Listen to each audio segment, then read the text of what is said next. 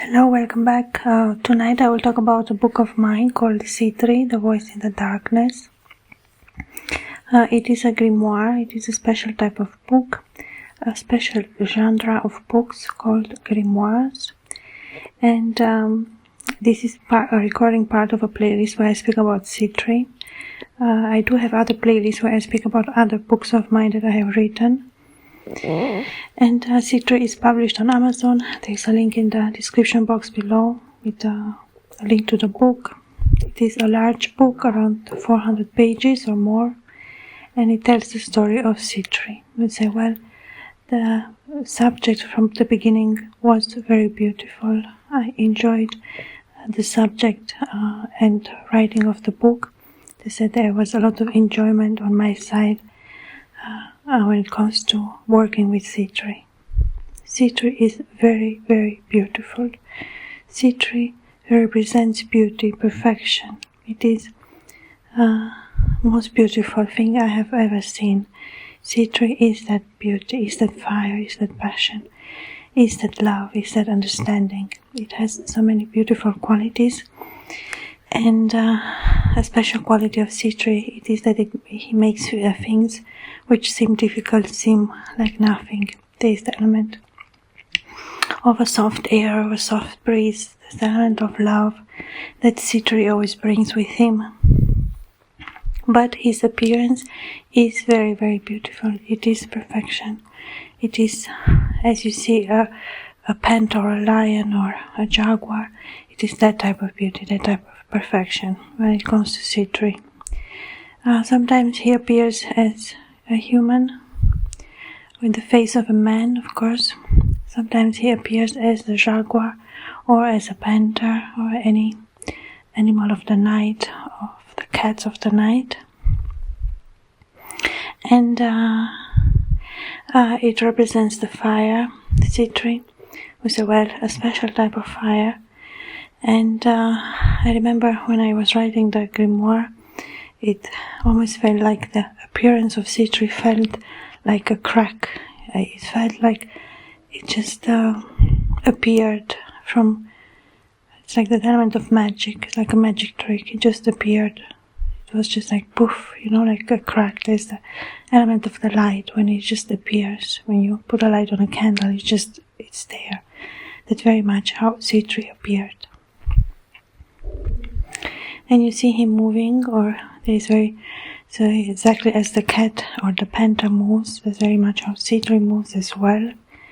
Of course, he is a being of the night, he has the domain of that element of the darkness of the night, of that wild element of the night, of that fierce element of the night, and all this like combined with fire, the power of that fire. And say, well, there are a lot of metaphors which appears in my book where it's all much connected to fire, because Sitri is very much connected to fire. And his name is very special as well, Sitri. Sometimes he appears Serat or Setrat. They're all names of him. Some shorter, some longer, but he calls himself Serat or Sitri or Sitri, yes, or Serat, or there's another form that appears in the book. Of course, it repeats itself throughout the book. His names, Serat, Sitri, and a longer, I forgot now, but the element of Sitri, as I said, does require the element of the fire, of the transformation. So the book is a book that I have written to understand better who Sitri is. And so when I started to write, I knew a little bit about him, but I didn't know. I really went unprepared. I totally went unprepared. In the same time, prepared to learn, prepared to do the work, prepared to do the book.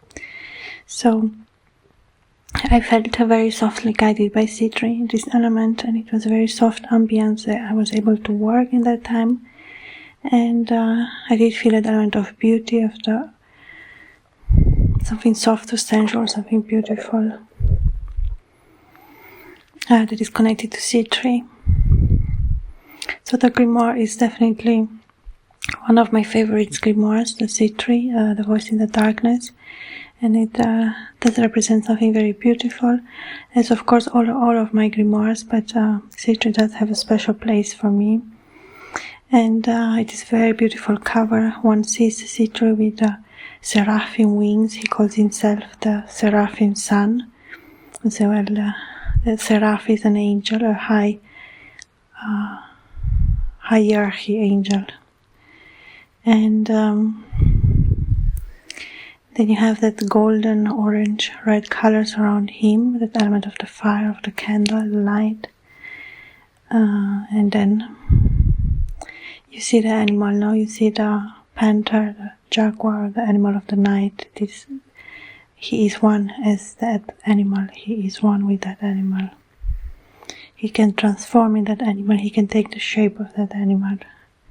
It is in a way called Sitri, Serat, no? He calls himself these names as well. Sitri speaks a special language. It is ancient language. So, well, I did include in the grimoire some of the phrases that repeat themselves. So I thought it's beautiful to see it in the original language of Sitri as well. It's not a lot, but there is a part in the book where it comes. And as I've said, it's a longer story. It goes around between 400 or 500 pages. That's the story of Sitri. And say how I imagined it, how I experienced Sitri in my own observation as well, from my own meditation, from my own understanding on the subject as well, of course, reading about it. And at the same time, of course, as I say, I always create my own version. I always create the thing that I'm looking forward to have now in the end as a book. And this element of the crown as well. Sitri is, of course, king. They say, well, Sitri is royal. Sitri is that very beautiful element that we too as humans have, and we too as humans understand, that we are able to understand Sitri. It is almost, he calls it the voice of remembrance, the voice of the fire that takes one back to things or memories, or, there's a path that leads behind, or a path that is left behind, or something that is left behind. There is the element of the past. When the Sitri is that one who creates new roads, that's the element of Sitri as well. So, well, Sitri is a seraph. He is an angel, and not only an angel of very high honor. We say, well, those names that appear and repeat themselves have a lot of meaning as well. The names are very important in the text, especially when they appear, and the way they appear, and where they appear. And in general, in the grimoires, the names always repeat themselves throughout the text, throughout the grimoire. And the element of the fire, of course, is, well, the fire is not only the fire, because the fire is connected to the sun, to the deserts, to the sands, to glass, to mirrors, to time, to many things, no? And it's well, all this represent Sitri as well. This is his domain, the silence of the desert, or the hot sun of the desert, or the hot sands, or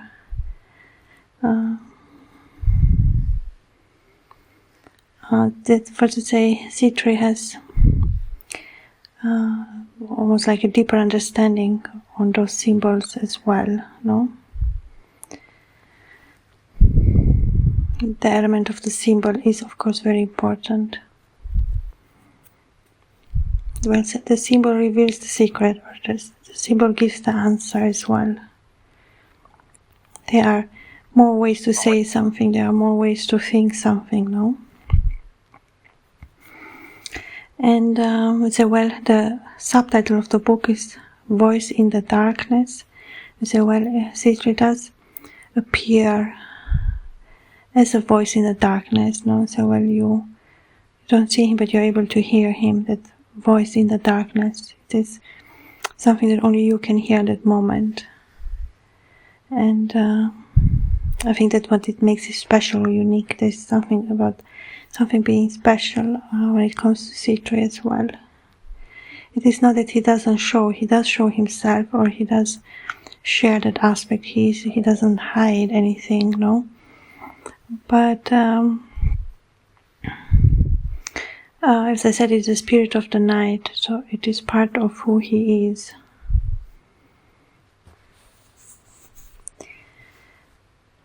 So the connection to the cat, no, of the night is very important as well. So, well, the ability of Sitri to take shape, or to take that shape or form of that cat of the night, or a panther, or a jaguar, or a lion, or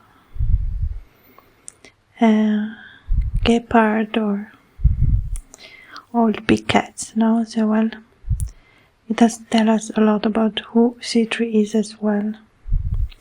Of course, I invite everyone to read the book of Sitri, The Voice in the Darkness. It's a beautiful grimoire that I think one should not miss. And yes, the text is very interesting. The story is very nice and interesting. It's really nice that it goes on many pages. I think it's a very pleasant read as well. I think Sitri has a beautiful way to carry that story that he tells in a very beautiful way. It's almost like a soft breeze that never stops. It always brings us further throughout the story as well. And I think the entire story is beautiful from beginning to end. That's very much how I see the book of Sitri, or my book of Sitri.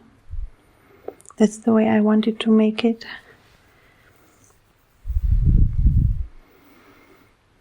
It was very much about Sitri and what he says, simply that.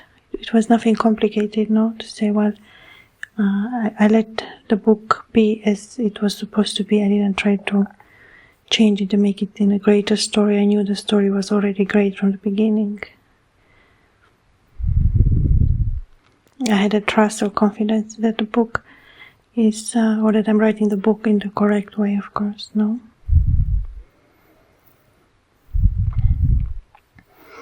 And it did create this beautiful grimoire, Sitri, The Voice in the Darkness.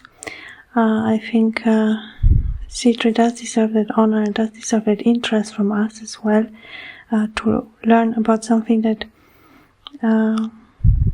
is something appealing at the same time, something that it is our decision as well, no? It is always the element of choice that comes with Sitri, of course, is the element of that love as well, no? And there is that love that Sitri carries, or that deep understanding. It makes me feel like the roots in the earth or in the sand, those two function, you know.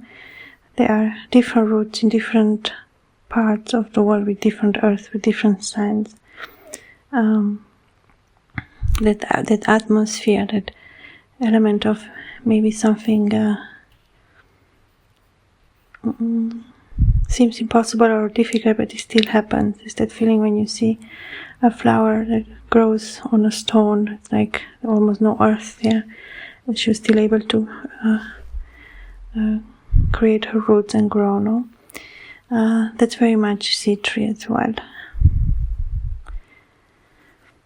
Sitri too works with the element that something is missing, but then it is found. He has a special type of magic that he can make things appear again. And of course he is connected to love. Sitri is very much the thematic of love.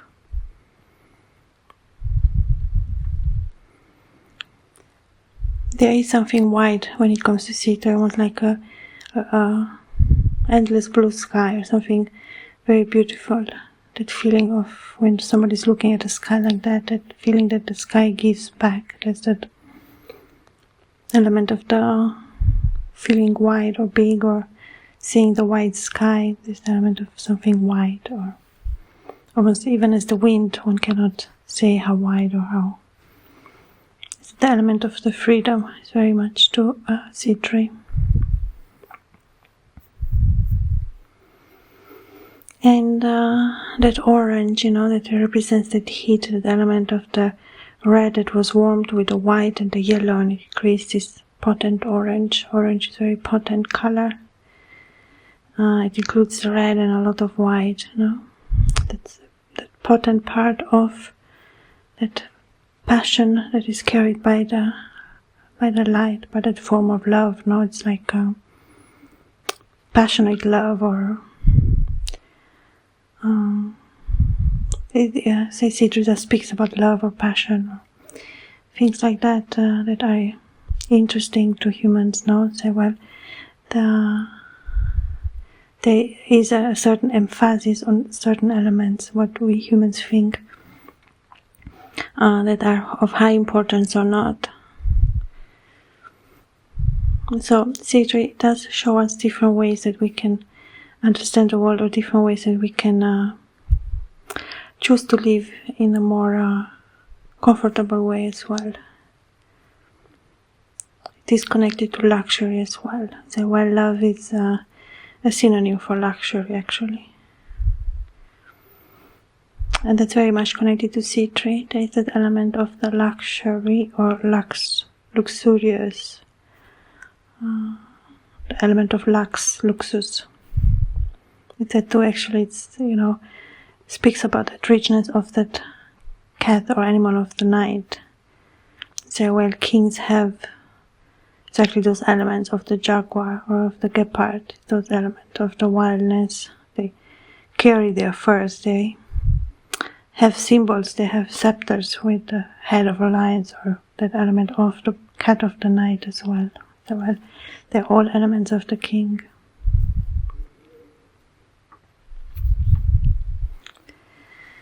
And at the same time, Sitri is not from our world, so he almost like tries to understand how humans think about things, because as I've said, of course Sitri is not human. It is not a character that has ever been human, or is human, or can be human. He is not human. He is a spirit. At the same time, he has a certain appearance that he chooses sometimes to show himself or not,